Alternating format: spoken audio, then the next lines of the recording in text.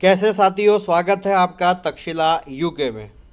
देखिए, आज की जो वीडियो है वो आप लोगों की भारी डिमांड पे।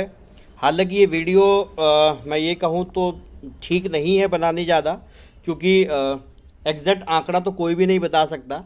लेकिन आप लोग कह रहे थे कि सर एक आइडिया दे दो, आइडिया दे दो। तो मैंने जितनी मुझे समझ थी, थोड़ी बहुत समझ के साथ जितना मैं कर पाया, मैंने उसका आइडिया लगाने की कोशिश करी है। लेकिन डिस्क्लेमर ये है भाई कि मैं ये नहीं कह रहा कि ये फाइनल है। हो सकता है कि इसमें ऊपर नीचे बहुत ज़्यादा हो, लेकिन मुझे जितनी समझ है मैंने उसके आधार पर कोशिश करी है कि मैं एक डाटा जो आपको दे दूं। यानी कि उत्तराखंड पुलिस में जो अंतिम चयन हो सकता है वो कितनी रैंक तक हो सकता है, हमने कोशिश करी है एक आइडिया लगाने की।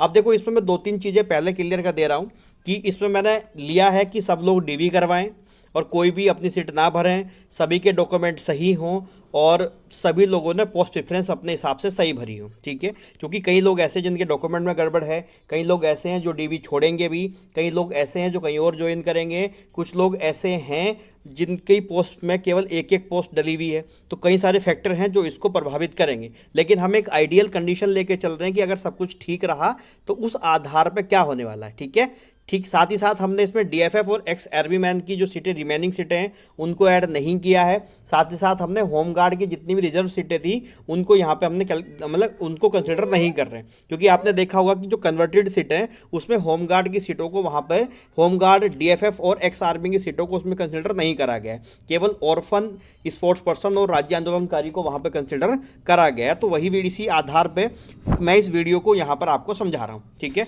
देखो, सबसे पहली बात मैंने कोशिश करी थोड़ा सा आइडिया लगाने की, इसको समझते चलो थोड़ा सा। देखिए, जो टोटल सीटें हैं जो डीएफएफ की, यानी कि जो स्वतंत्रता संग्राम में आश्रित लोग हैं, उनकी टोटल टोटल सीटें जो 32+8 लिखी गई है, 32 आपकी सिविल है, 8 पीएससी, यानी टोटल 40 है।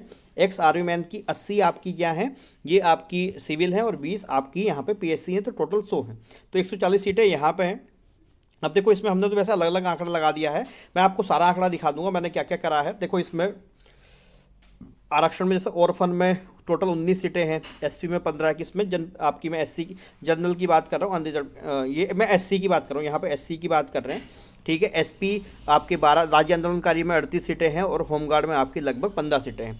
इसमें अगर आपको देखना हो तो ये आप आंकड़ा लगा सकते हैं कि ये आपकी सिविल पुलिस है, ये आपकी पीएससी पुलिस है। ठीक है, दूसरे वाली, ये एक आंकड़ा है।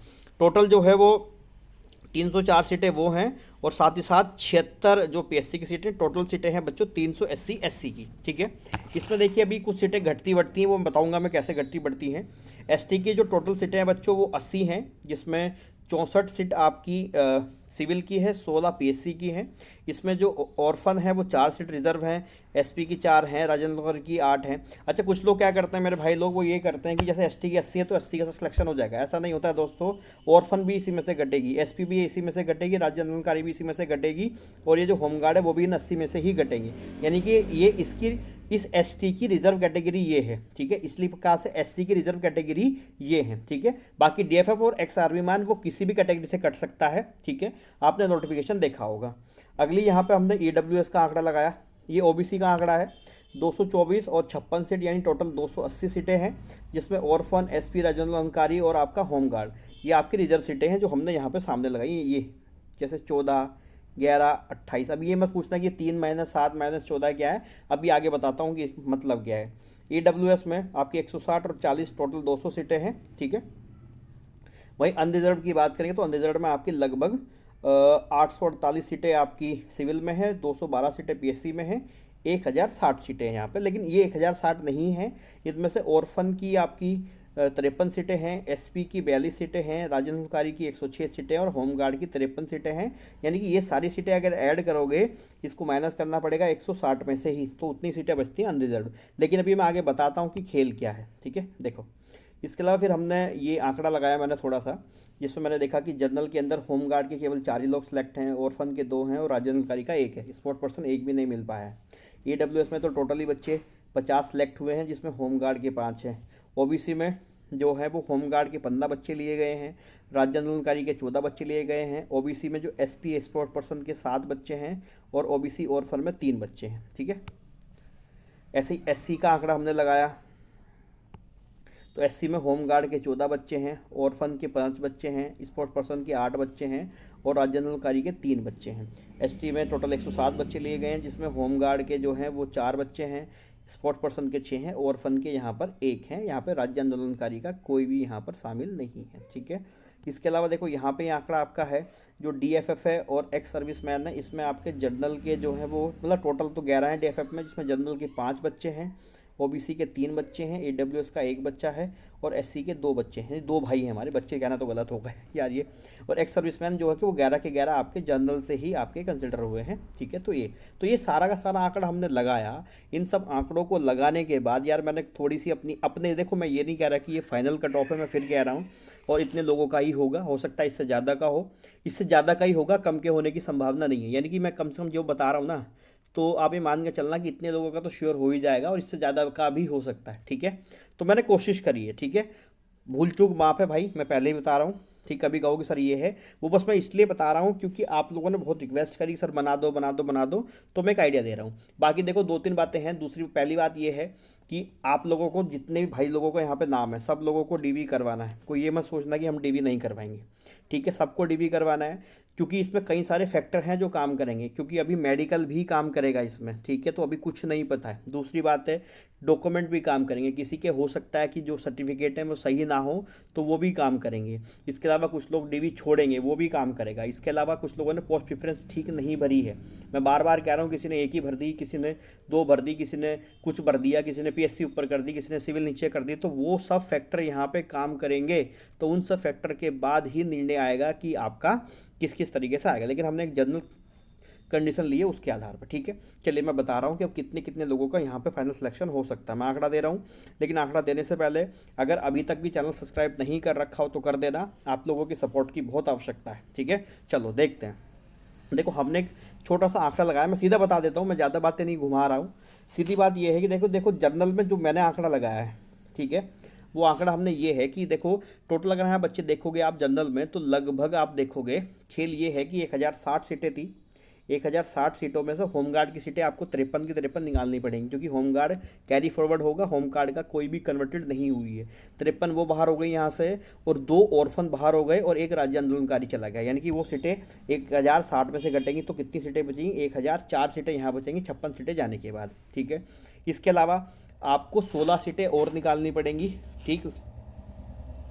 वो 16 सीटें हमने इसमें से निकाली। वो 16 सीटें कौन कौन सी हैं? जिसमें से 11 तो एक्स आर्मी मैन भाई हैं और 5 डीएफएफ हैं। 16 सीटें वो निकालोगे आप, तो 16 ये बाहर करी हमने, तो 1138 सीटें बची। अब 1138 में क्या हुआ है, थोड़ी, हाँ, ये 16 सीटें बाहर निकाली मैंने। ये 150 कौन सी है मैं आपको बताता हूँ। 150 वो हैं जो, जैसे जो ईडब्ल्यूएस की टोटल 200 सीटें थी, कितने थी टोटल? 200 में से आप एक काम करो, केवल 50 लोग लिए गए हैं, होमगार्ड के 10 निकाल दो तो 190 50, तो लगभग 140 सीटें वहाँ आ गई। इसके अलावा क्या है कि जो आपके 39 बच्चे ऐसे हैं जो जनरल में सेलेक्ट हैं, लेकिन वो जनरल से बाहर होंगे तो वो अपनी कैटेगरी में वापस आएंगे, तो 39 से 40 बच्चे ऐसे हैं, ठीक है। तो यानी मैं एग्जैक्ट आंकड़ा आपको दे रहा हूँ। मेरे अनुसार क्या है कि अनरिजर्व के अंदर जिस बच्चे का लगभग 1095 के आसपास तक है, यानी कि लगभग मेरे हिसाब से 1100 के आसपास वो सेफ हो जाना चाहिए, ठीक है। मैं बहुत बड़ा आंकड़ा दे रहा हूँ यार कि जर्नल में अब ये कन्वर्टेड सीटें ईडब्ल्यूएस की मिला करके, कन्वर्टेड सीटें ऑर्फन की, स्पोर्ट्स पर्सन की और राज्य आंदोलनकारी की, सारी सीटें कन्वर्ट करने के बाद, पीएससी सिविल सब मिलाने के बाद कह रहा हूँ कि लगभग 1095 से 1100 तक जिसकी ओपन रैंक है वो लगभग सेफ है, ठीक है। उन सब का सिलेक्शन यहाँ पर हो जाएगा मेरे हिसाब से, ठीक है। दूसरी बात है ईडब्ल्यूएस वाले बिल्कुल भी पंगा नहीं लेना। देखो यही लिखा है कि ईडब्ल्यूएस सभी का होना है। आप किसी भी कहीं भी हो, आपका ईडब्ल्यूएस में नाम आ गया है तो आप सेलेक्ट हैं, अगर आपका मेडिकल ठीक हो गया और आपके किसी भी दस्तावेज यानी ईडब्ल्यूएस के जो सर्टिफिकेट है उसमें कोई गड़बड़ नहीं है, तो क्योंकि बहुत बच्चों के ईडब्ल्यूएस के सर्टिफिकेट में गड़बड़ होगी, 2 4 5 तो ऐसे होंगे ही जो बाहर हो जाएंगे, ठीक है। अब आप देखो, तो मैंने ईडब्ल्यूएस बता दिया सभी का होना है, तो ईडब्ल्यूएस वाले तो बिल्कुल भी लोड ना ले। मैंने जनरल का बता दिया कि मेरे हिसाब से 1095 में से लगभग 1100 के आसपास सेफ हैं बिल्कुल, ठीक। अगला आंकड़ा है ओबीसी का। देखो ओबीसी का जो मुझे लग रहा है, मैं बता रहा हूँ अपनी तरफ से, 239 मैंने आंकड़ा लगाया है, यानी कि ओपन रैंक 239 में ओबीसी सेफ है। यानी ओबीसी का वो बच्चा जिसकी रैंक कम से कम 239 तक है, ओपन मतलब ओबीसी रैंक ऐसा ना, OBC rank first two second four 239 तक है, वो सेफ है मेरे हिसाब से। हो सकता है कि 250 हो, 240 हो या 235 हो, लेकिन मुझे जो मैंने देखा है, मेरा आंकड़ा जो मैंने बैठाया अपना, उस हिसाब से 239 मेरे हिसाब से सेफ है। एससी में देखिए 347 तक लगभग सेफ है। भाई मेरे आंकड़े में ये नहीं कह रहा कि ये फाइनल है, मैं बार बार कह रहा हूँ फाइनल की बात नहीं कर रहा हूँ। और एसटी में आपका 69 रैंक तक फाइनल है। अब इसमें गड़बड़ कुछ होने वाली है नहीं है, क्योंकि देखो मैं आपको बताऊं, ऑर्फन उतनी सीटें भरी ही नहीं गई हैं। जैसे मैं ओबीसी ऑर्फन का हूँ तो सबको सीट मिल जाएगी, ठीक है, टेंशन मत लो। 3 ही बच्चे मिले हैं ओबीसी में, ओबीसी ऑर्फन में 3 ही बच्चे मिले हैं। और ओबीसी ऑर्फन की जो सीटें थी वो थी आपकी 14, तो 3 ही बच्चे मिले तो सबको मिल जानी है, वो सीट बच गई है। यानी जो जो आप अपनी कैटेगरी में हैं, ये फंस सकता है कि होमगार्ड में 14 सीटें थी लेकिन होमगार्ड के 15 बच्चे ओबीसी में लिए गए हैं, तो हो सकता है कि एक होमगार्ड वाला भाई बाहर हो जाए, ठीक है। इसके अलावा आपके एससी में 15 हैं, तो बाकी सारी सीटें मिल जाएंगी सबको, ठीक है। जो अपनी सब कैटेगरी में आ गया, लगभग सब कैटेगरी में सारे सेफ हैं, उन सब लोगों को मिल ही जाएगा, उनमें कोई ज़्यादा पंगा है नहीं है, ठीक है। डीएफएफ सबको मिल जाएगा, खाली बच जाएंगी सीटें। एक्स सर्विसमैन सबको मिल जाएगी, खाली बच जाएंगी सीटें, ठीक है।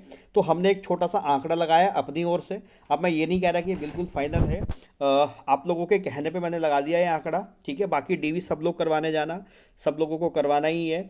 अभी कुछ नहीं पता कि अंतिम निर्णय में क्या आएगा, अंतिम रिपोर्ट में क्या आएगा, ठीक है, अंतिम लिस्ट क्या लगेगी।